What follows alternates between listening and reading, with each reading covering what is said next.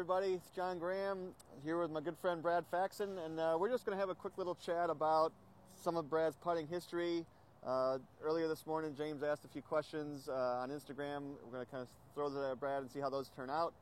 So I'm going to kind of get this started with this question, Brad. So what would be the one thing or two things that you can think of that changed your putting for the better that you wished you had learned sooner now that you look back on it? I'm not going to act like this is the first time I've heard this question. I heard it about 20 minutes ago. I still don't know how to answer it. But I can tell you, as a kid, I'm sure I grew up like every new golfer, hearing things like, you got to take the putter back low, you've got to take it back slow, you got to accelerate, you got to follow through, you got to keep your head down. Mm-hmm. I mean, that's what everybody was taught.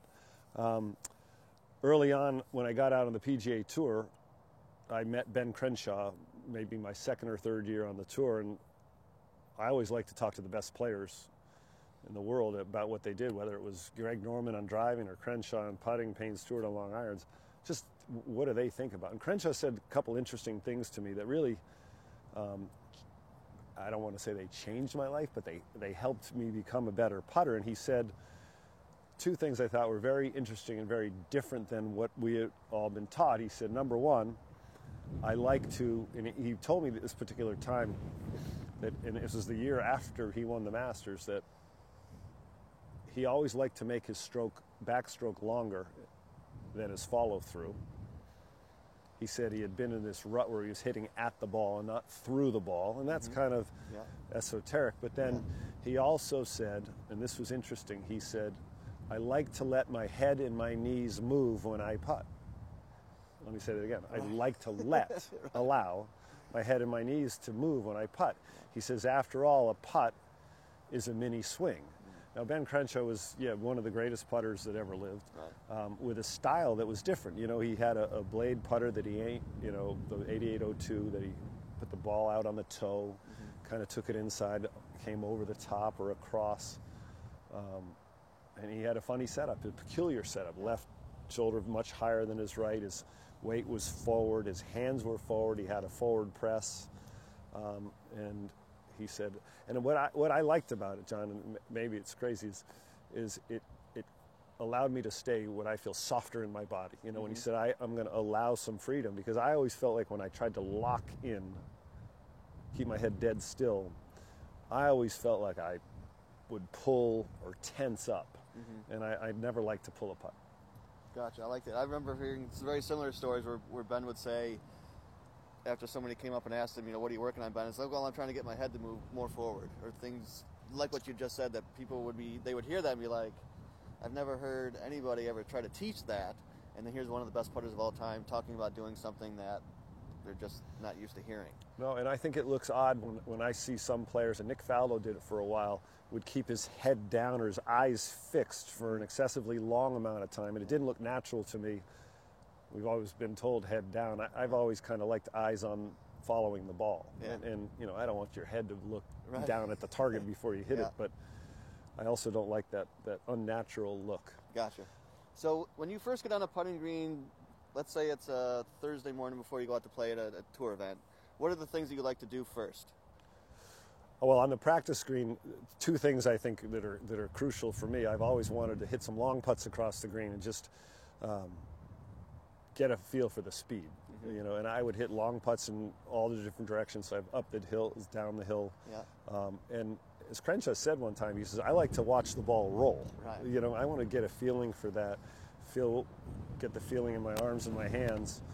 And then I think what I did consistently well for my entire career is I would get, one ball around the hole and go through my pre-shot routine, pre-putt routine, and make sure I hit some putts from 4 or 5 feet. I always use the line on the ball for my target line. And I'd hit 4 or 5 putts going through my full routine and be more concerned about what does my routine feel like than whether the ball actually went in the hole. Right. And we always talk about process rather than result. And I think you got to train that. I don't think you can just say, just think about the process and not the result without actually doing it. And I did a really good job my entire career of, that was the last thing I did before I went to the first tee, and probably if I practiced after the round, making sure I did a few of those before I left to go back home. Gotcha. Okay, great. All right, one last question before we hit a couple. Is there any one or two things that have been issues in your stroke or your process setup, whatever it may be, that you kind of keep coming back to and say, okay, well, this is one of the things that, it's kind of like a bugaboo for me. I just want to always kind of keep an eye on it. What would those be? Yeah, a few things. I tend to get ball a little bit farther forward than I would want to have. And when I get that way, I think my putter tends to go back a little bit too straight, and then I kind of loop a little Crenshaw-ish, and then I finish a little bit too far to the left. The path goes a little bit to the left afterwards. Do you end up getting a toe hit that goes off right, or you get a pull? I like to hit, well, I'd rather miss to the right than to the left. Right. I hate to miss. Yeah, we've talked that, yeah. Yep, and it would be more of a little bit on the toe Okay. than on the heel. And, I sometimes back up a little bit with my head, which if Crenshaw says it's okay to move your head a little bit, that's okay. But yeah, that's one thing I would fight, ball forward. Sometimes my stance gets a little bit narrow for, this perfect world.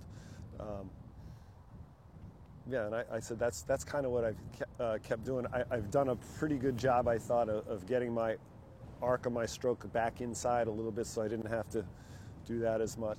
Okay. That took a lot of time. I worked a lot at Scotty Cameron's studio with Scotty and Paul Vizanko, and that was not a change. I think a lot of times I see people expect their stroke to change immediately, right? Immediate change, where it can be done over and I think you can still play and play well doing this and make more of a long-term goal than a short-term goal. Gotcha. All right, so we've got a group of balls here. Do you prefer to see players practice with one ball or with a sleeve or with a group? Well, it would depend. It would depend on whether you're going out to play and play competition, and whether you're practicing and doing some more drills or exercises. If I were going out to play, and I'm glad I'm not going out to play today because it's freezing and it's windy, but I would prefer to go through some full-time routine stuff. And I know there's a lot of talk now about this random versus block sort of practices, and I think there's times for both. Yeah. I don't know if you agree with that or not. No, I absolutely do. I think if a player is working through a particular idea and they just want to get more repetitions in a less amount of time, maybe they've got some place to go, I can see having a group of balls, okay, let me just try to work on this particular feel. Yep. If they're getting ready to go play or whatever, I certainly prefer one ball and more like they're going to encounter when they go play. Yep. For sure. Now, I think sometimes in the interest of time, if you're going out to play a tournament and you want to get a feel for the speeds, I have no problem hitting 3 balls, taking your sleeve and whacking them around there, so you can have more chances to do that. Yeah. I think that's perfect. Yeah. That's okay. That's fair enough. Yeah, okay. Yep. Yeah, let's see you hit a couple of these and kind of talk through the things that kind of run through your head as you're getting ready to hit one. Well, I'm pretty visual when I putt. I've always seen what I would call the action track. I see a thin little line, a tracer, a ribbon. Yours have a color? Mine's black. Yours is black. Yeah, okay. it's black. It's almost like if I scraped the tee along the ground. Okay, yeah. Or if I had a Sharpie, a black Sharpie, I would. Does your line go through the hole or does it end at the hole? It goes into the entrance point. Okay. I've always putted better to the front of the hole rather than to the back of the hole. Okay. I don't care whether somebody. I like to have, a nice target like that, but I don't think it matters if it's front or back.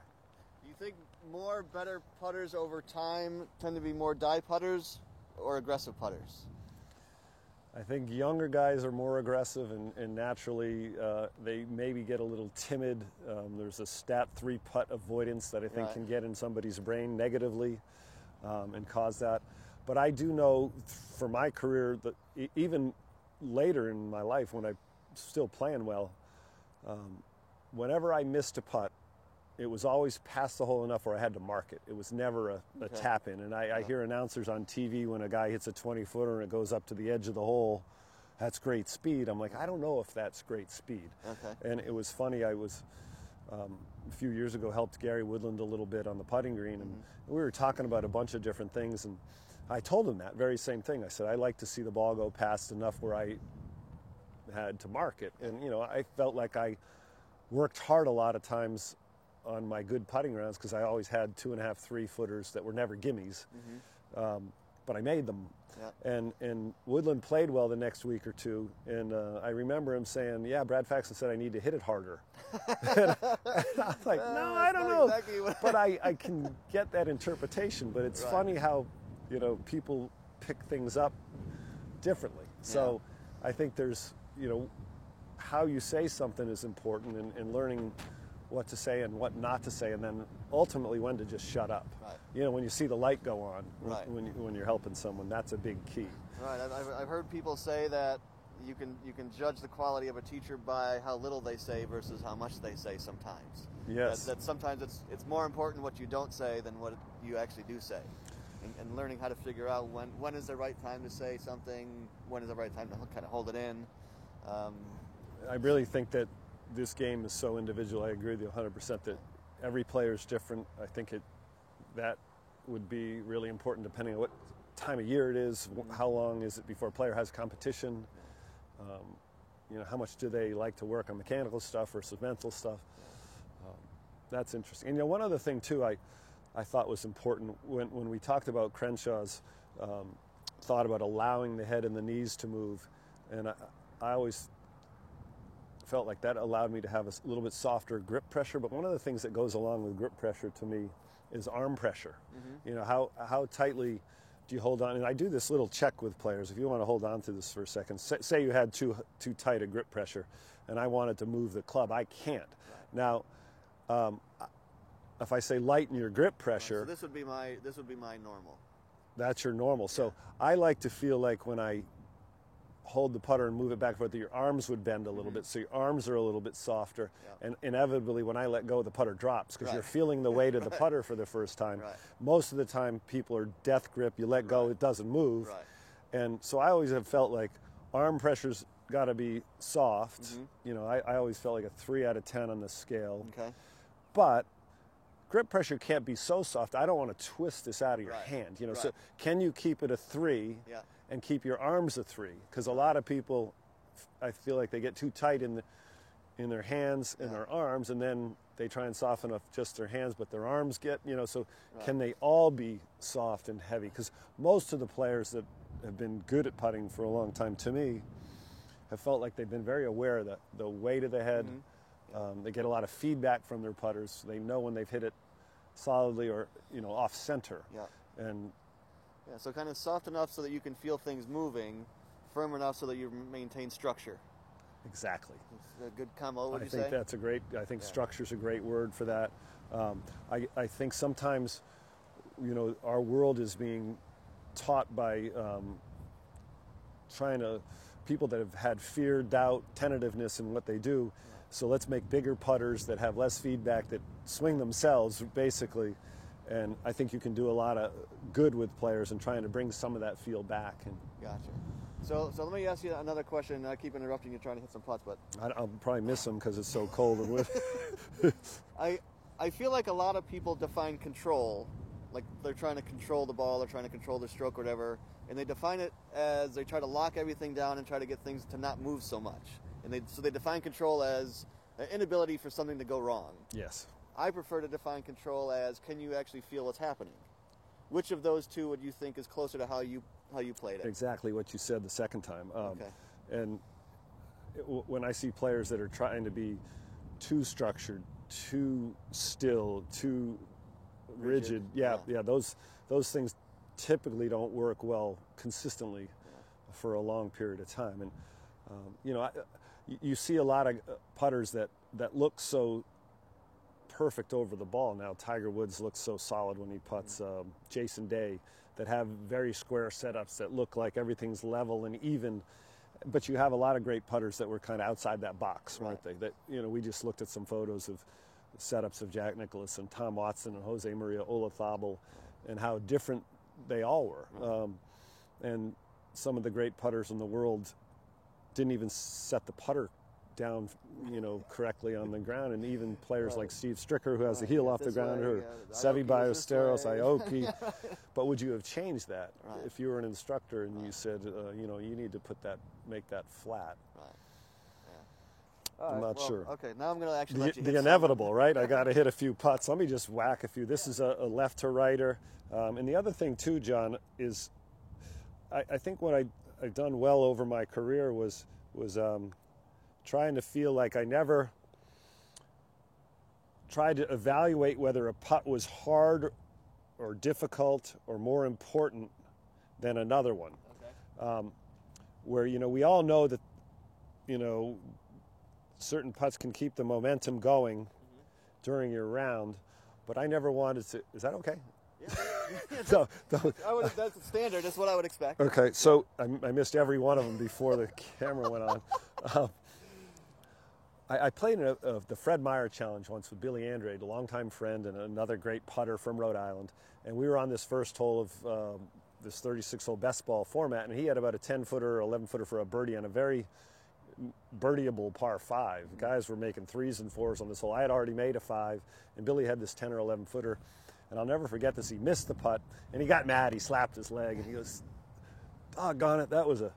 Might have said something besides, "Doggone it, that was a pretty easy putt. That was such an easy putt." And he said it a few times, and I just kind of laughed, and I said to myself, I never evaluate whether a putt's easier or harder. I don't think that does me any good. I just know every putt has a proper line and speed that you can make it with, and the closer you can have to that mindset, I think you're gonna like putting a lot more if you can do that. Yeah, I like that. I've often heard people talk about, well, the whole never up, never in. You got to make sure you get it there, and they always tend to assign that idea with hitting it harder than they normally would. Yes. And instead of, okay, well, I know I usually hit it a little bit past the hole, I'm just going to do that again. That's just my normal thing. Being aggressive or hitting it harder or make sure I get it there doesn't necessarily mean make the ball go farther than normal. It's just do what I normally do. Do what That's the you way I normally look at it. And by the way, I think these things that we say are always easy to say. Yeah. And they can become difficult to do, but Yeah. you've got to do it in practice first before you can do it in competition. You got to know what that feels like. And I think you've got a really good sense with players on how to find different ways to bring that out in a player. And I would say that's huge for longevity and consistency of good putting. Do you like your aim to be very specific or more ish? Kind of like this general area, and I think I can make it from here, or it's got to be here? No, I'm an ish guy. An ish guy, and okay. Interesting enough, when I started working for Fox Sports doing the commentary for the U.S. Opens, we were talking about aim point a lot. Mark Sweeney, the inventor, is that the right word? The founder of Aim Point, called me up and said, "Hey, I'd like to come visit you." He lives close by in Orlando. We were right here on this green, and the pin was over, the hole was cut over there. And I said, let's have a contest first. So I put the ball back here, and this is a multiplanar. Yeah, it was a tough putt, and he went through his system and showed me what he would do for this putt that had ups, downs, lefts to rights, multiple breaks. And I asked him, I said, what have you learned? Because he said he's given over 40,000 lessons with his aim point instructors and everybody that's gone through his teaching program. And he says, I've learned that you don't have to be as precise. Yeah. And I was like, boy, do I love that. So I'm an ish guy. Yeah. The ball's a lot smaller than the hole. And I think I probably teach this and over-teach this to most of the players that I play with, whether they're professionals or amateurs, is I love to see them experiment with hitting the ball in different speeds so that you can see what maximum amount of break is. Yeah. You can hit one in firm, and I think it helps a player's touch, it helps their imagination, it gives them an idea of what they can do on the golf course when they go to do that. And when I first met Dave Pelz, and this would have been in the early 90s, we were at the International, that great course at Castle Pines that Jack Nicklaus designed, and had some of the purest greens I think we had ever played on. And he gave me a cool exercise, a practice drill, and it was for longer putts with a lot of break, is practice these putts and try them, leave them above the hole and short of the hole, close to the hole, but that way you would have to play the most amount of break and see what that was. And he had done all his studies, his homework with different players, and almost inevitably most people underread the amount of break, then they under-aim the amount of break, and then they compensate during the stroke, whether it's by twisting the face or adjusting the path. And I thought, boy, is this a great thing to do. First of all, it was fun. And we had a little game where if you did leave it low or if you did hit it past the hole, you'd have to pay the other guy a buck or something. Right, yeah. And I don't like games typically on the putting green that don't allow the ball to go in the hole. Okay. But I think things that are creative and things that are fun, that gets lost sometimes in instruction. And I get a little bit nervous watching top players before a round going out to a putting green for an hour, before they go play. I would think you can get your work done in 20 minutes or less, so that you get your feels and your ideas of the speed and the breaks. Gotcha. All right, here's my final question. I'm going to put you on the spot. I already have, by the way. We've talked a bunch about how when you were a junior you did a lot of caddying and you spent a lot of time really watching what the ball was doing more so than what the player was doing. Yes. Do you think that if you were going to take a junior, let's say, who's never done any putting or anything like that in their life, and you said you got a choice of here's a putter, let's go try and actually hit a few, or here's a ball in your hand and just roll the ball and watch what it does, which of those two would you rather have them start?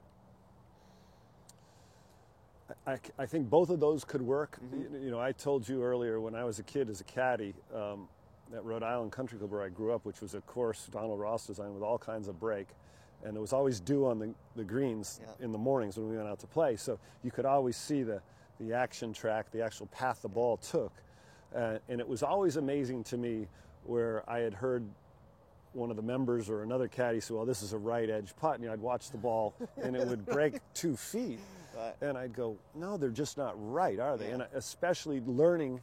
And I used the word organically. I didn't know what I was doing, but I just watched it. As the ball slowed down, it broke more, didn't it? As gravity took over if there were slopes. And being able to see that, I thought helped a lot. So if I kind of think now, do you think other people are just missing that? They're not paying attention to it? Definitely not. Okay. They don't watch the ball finish enough. And when they have a putter and they're trying to hit it to a hole, they're evaluating immediately what their stroke felt like, how they felt like when they hit it, what's the ball doing relative to the hole. They're not really seeing what a ball does. So I think your idea of maybe rolling a ball along the ground and watching it go. And I remember Grant Waite, who was, pretty, analytical mind, would you say? And he was a heck of a player. Yeah. Asked Crenshaw that, and Crenshaw said, look, I like to watch the ball roll. I like to see what it does when it's along the ground, and I think we forget to do that. Yeah, I would agree. Well, Brad, thank you so much for your time. John, thank you for your time. Thanks for standing in the cold. Yes, it's cold.